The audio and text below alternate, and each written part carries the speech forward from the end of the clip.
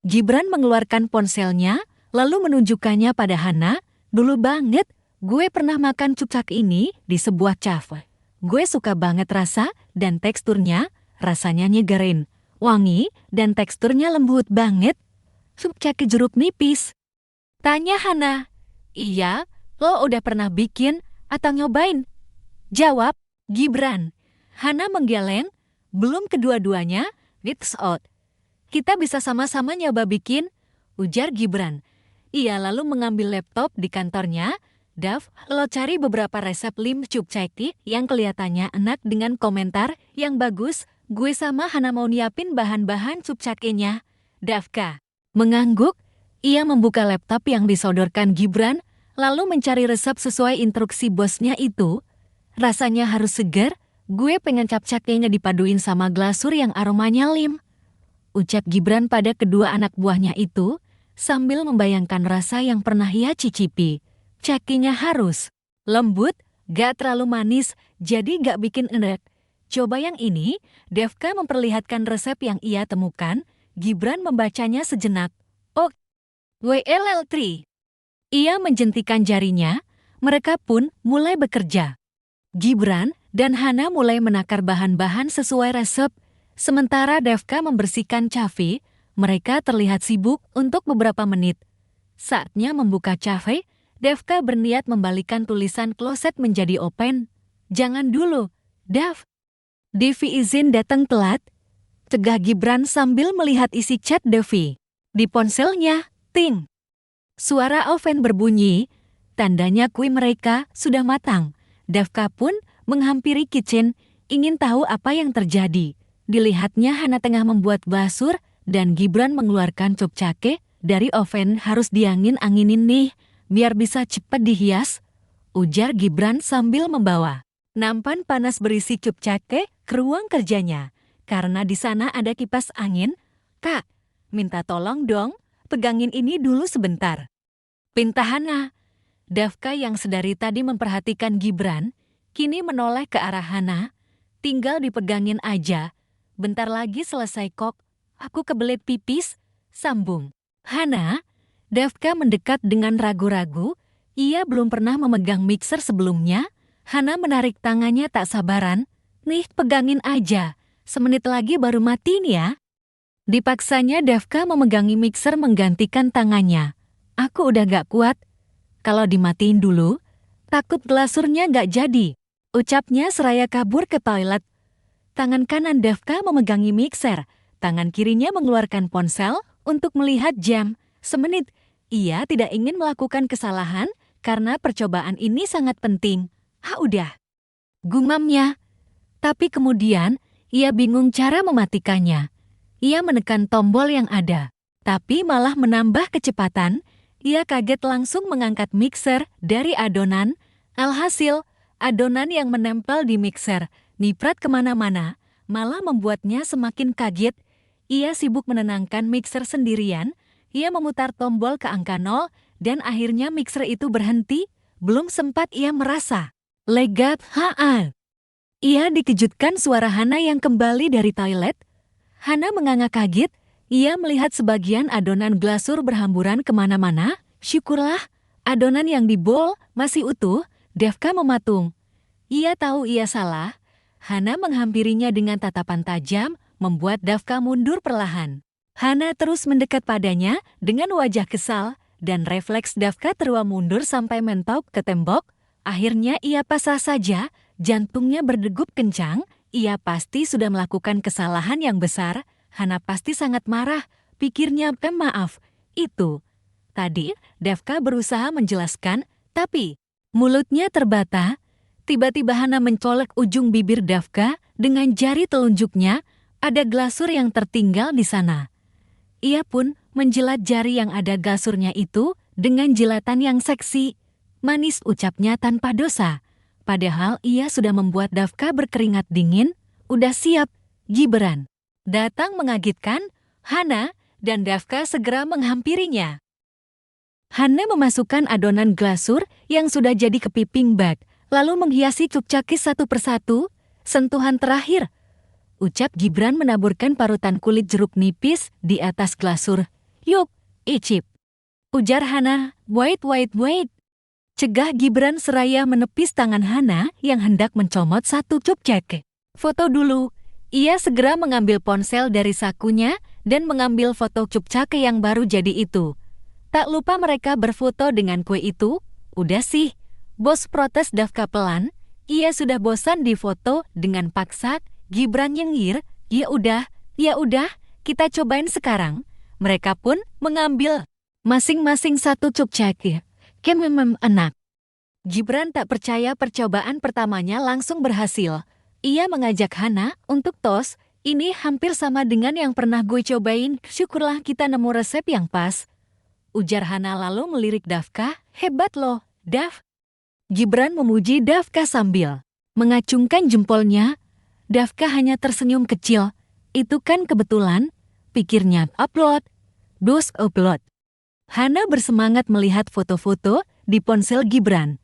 Tentu dong, kita promoin sekalian. Gibran tersenyum sambil menggerak-gerakkan alisnya. Ada apa nih? Devi baru saja datang. Melomok ke dalam kitchen seraya membuka jas hujannya. Sini, Dev. Gibran melambai, cobain nih. Lalu ia mengangkat nampan berisi cup cake-nya. Kita bikin ini, tadi Devi pun mendekat loh. Di luar hujan. Gibran memperhatikan jas hujan yang baru dilepas Devi di tangannya. Hana dan Dafka pun langsung melomok ke arah jendela luar. Saking asyiknya membuat kue, mereka sampai tak sadar kalau di luar hujan. Devi mengangguk sambil menyantap cup cake-nya. Enak kan? Tanya Gibran. Lagi-lagi Devi mengangguk, lalu pergi begitu saja. Gibran agak kecewa dengan reaksi dingin Devi. Tapi ya, begitulah Devi. Hana melihat itu, mencoba mengalihkan perhatian bosnya. Lain kali kita coba pakai krim cheese yuk. Bos atau whipped cream, siapa tahu cocok. Boleh, mereka pun lanjut berdiskusi. Hujan tak kunjung berhenti, malah sedikit lebih deras, dan chef pun tutup lebih awal karena tak banyak pengunjung yang datang. Gibran sudah pulang lebih dahulu karena suatu urusan. Devi pun terburu-buru pulang karena khawatir hujan semakin deras. Dafka baru saja keluar dari toilet saat melihat Hana mematung di depan kaca jendela cafe. Yah, salah kostum, teluh Hana pada diri sendiri. Tiap hari juga salah kostum. Celetuk Dafka seraya meraih tasnya yang tergeletak di salah satu meja. Hehe, Hana nyengir. Hari ini, ia memakai kaos putih yang ngepas di badannya yang kecil dan dadanya yang cukup besar. Juga celana jeans ketat, tanpa jaket. Biasanya ia selalu membawa jaket jika berpakaian seksi. Hanya ia pakai sepulang kerja. Kenapa nggak ikut Devi tadi? Orang aku masih beresin kitchen, dia nyelonong aja pergi. Nggak basa-basi, aku keluar, dia udah nggak ada. Jawab Hana. Dafka menghela nafas, ia pun tak tertarik jas hujan.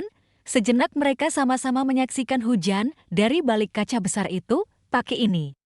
Dafka mengacungkan jaket denimnya. Hana menggeleng, kakak aja yang pakai.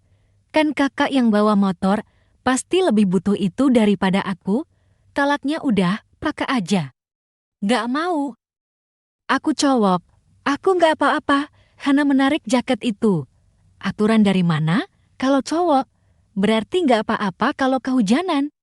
Ia memakaikan paksa jaket itu pada Dafka, dikasih nebeng aja. Aku udah bersyukur. Dafka tak bisa berkata banyak. Ia kemudian mengajak Hana keluar dan mengunci kafe. Mereka berlari menghampiri motor Dafka, lalu cepat-cepat mereka pergi dari sana. Air hujan membasahi seluruh tubuh keduanya. Angin berhembus sedikit kencang, membuat hawa semakin dingin. Sampailah di perimpangan. Hana pun turun dari motor Dafka. Dengan tangan gemetaran, ia mengulurkan tangannya. Aku pinjam uang dulu dong, buat ongkos pulang. Besok aku ganti. Bulan hanya tangan, bibirnya pun gemetaran, bibirnya sedikit keunguan. Dafka memperhatikan gadis itu. Ia baru ingat kalau gadis itu lupa membawa dompetnya. Baju ketat gadis itu kini transparan. Gue hanya yang berwarna hitam, kini tampak jelas di mata Dafka. Rumah kamu di mana? Tanya Dafka dengan nada agak tinggi, mengimbangi suara hujan. Naik angkot 2 kali. Kak, Jauh? Hana mengangguk, tubuhnya semakin gemetaran menahan dingin. Dafka melihat ke sekeliling, tak ada angkutan umum yang lewat, bahkan suasana sangat sepi malam itu. Naik? Hah? Naik cepetan. Hana pun kembali naik ke atas motor Dafka. Ia membawa Hana pergi ke arah berlawanan dengan arah rumah Hana. Hana tak bertanya apa-apa, badannya terus saja bergetar. Dafka berhenti di depan sebuah kos-kosan, tak jauh dari persimpangan. Suasana kos-kosan itu pun sudah sangat sepi. Selain sudah malam, mungkin juga karena hujan lebat. Dafka membuka salah satu pintu kosan itu. Masuk! Hana celingukan melihat suasana kos-kosan yang sepi itu. Malam ini, kamu tidur di sini aja dulu, ujar Dafka seraya menutup pintu kosannya.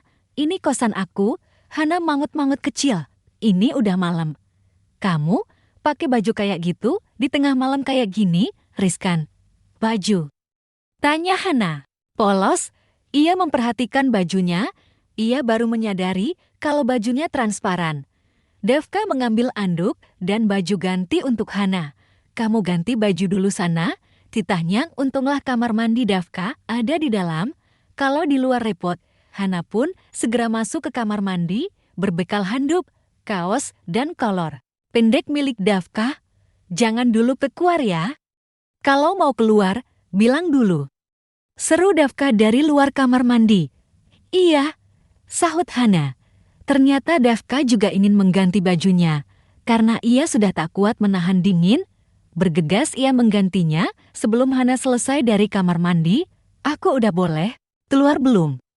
Tanya Hana dari dalam. Iya boleh. Hana pun keluar. Kakak barusan ganti baju.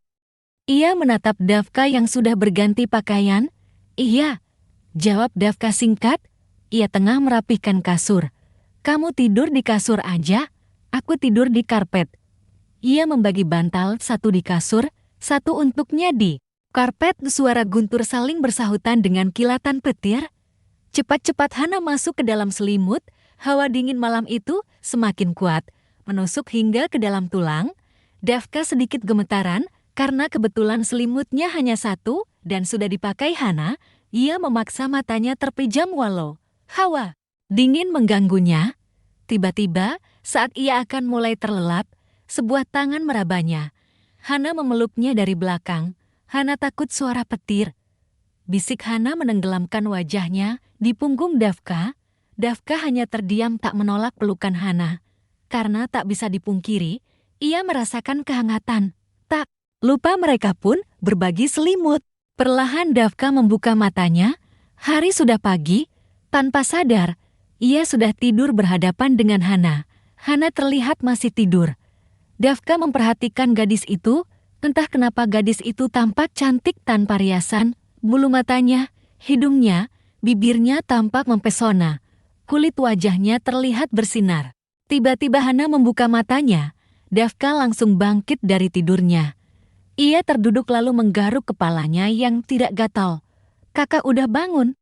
Tanya Hana dengan suara serakas bangun tidur. Dafka pura-pura baru tahu kalau Hana sudah bangun. Iya, jawabnya terbata. Aku mandi duluan ya. Ia segera berdiri lalu meraih anduk keduanya. Begitu masuk kamar mandi, astaga. Seru Dafka kaget. Kenapa, Kak? Hana pun ikut kaget. Ia segera menghampiri Dafka. Ada apa?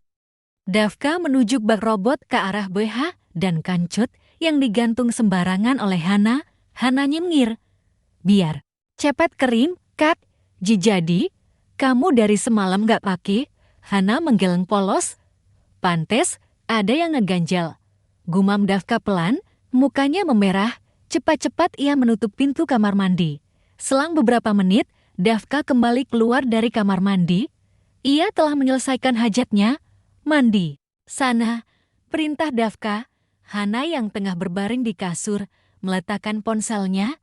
Tapi kayaknya baju kamu belum kering. Ujar Dafka. Gak apa-apa. Aku udah nelpon teman aku suruh bawain baju buat aku. Kebetulan rumahnya gak jauh dari sini. Dafka mengangguk-angguk kecil. Ya udah, aku beli. Sarapan dulu. Ia pun keluar dari kamar kosnya itu mencari penjual bubur yang biasanya mangkal tak jauh dari kosannya. Setelah mendapat buburnya, ia kembali ke kamar kosnya. Tapi sekali lagi ia terkejut. Ia mendapati Hana masih memakai handuk, sementara handuk Devka itu kecil, jadi hanya membungkus sebagian kecil tubuh Hana, dari dada hingga pantatnya saja. "Kakak beli apa?" tanya Hana polos tanpa tahu kalau ia sudah membuat jantung Devka hampir copot. "Kenapa nggak pakai baju?" seru Devka setengah berbisik. Takut orang di sebelah kamarnya mendengar. "Kan bajunya belum datang," jawab Hana. "Enteng kan kamu bisa pakai baju yang tadi dulu." "Oke deh." Hana pun kembali masuk ke kamar mandi. Devka hanya menggeleng-geleng tak habis pikir sambil menenangkan jantungnya. Tak lama, Hana kembali keluar.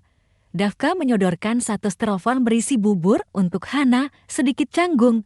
Ia menelan ludahnya mengingat Hana tak memakai dalaman dengan baju itu, sementara Hana cuek saja menyantap buburnya tanpa merasa kalau dia sudah melakukan hal yang salah. Gibran berjalan cepat, lalu memeluk Hana yang baru saja datang lagi-lagi bersama Devka. Wajahnya sumringah. "Cupcaki kita banyak yang pesen," ujarnya bersemangat. Hana yang semula kaget, membeku langsung melotot. "Serius?" Gibran mengangguk. "Mantap, kita dapat orderan 5 box." Senyum lebar mengembang di wajah Hana. Ia memegang kedua tangan bosnya, lalu mengajaknya berlompat-lompat memutar seperti anak kecil yang kegirangan. Devka dibuat heran dengan kelakuan konyol keduanya. Devi, yang baru saja tiba pun, mengernyitkan dahinya. Ia menoleh pada Devka dan menggerakkan wajahnya tanda bertanya, "Ada apa?" Tapi Devka hanya mengangkat bahunya, lalu pergi masuk ke dalam cafe. "Hari ini bakalan sibuk banget. Lo sama Devka handle cafe, gue sama Hana bakalan sibuk di dapur," perintah Gibran pada Devi setelah mereka semua masuk ke dalam cafe. "Siap, bos." Hana menempelkan telapak tangan di dahinya, tanda hormat. Hanya dia yang terlihat bersemangat. Bergegas ia masuk ke dalam kitchen, siap bertempur dengan adonan 5 box 5 cupcake. Gibran menghampiri Hana seraya memakai apronnya. "Good job, bos." Hana mengacungkan 2 jempolnya, bakat jadi marketing. Gibran tertawa. "Iya, dong. Salah sejati nih. Bos senggol dong." Mereka pun tertawa terbahak. Devi dan Devka yang tengah sibuk dengan tugas masing-masing seketika saling berpandangan, ribut hangat. Pikir mereka, berawal dari sana, orderan 5 cupcake semakin banyak. Bahkan Gibran menambah etalas khusus untuk kue itu dan variannya pun semakin banyak. Cafe itu pun semakin dikenal kalayak ramai, bahkan tak lagi dikenal sebagai coffee shop. Ada yang datang hanya untuk membeli 5 cupcake-nya, bukan menikmati kopinya. Bagi Gibran tak masalah, yang penting cuan.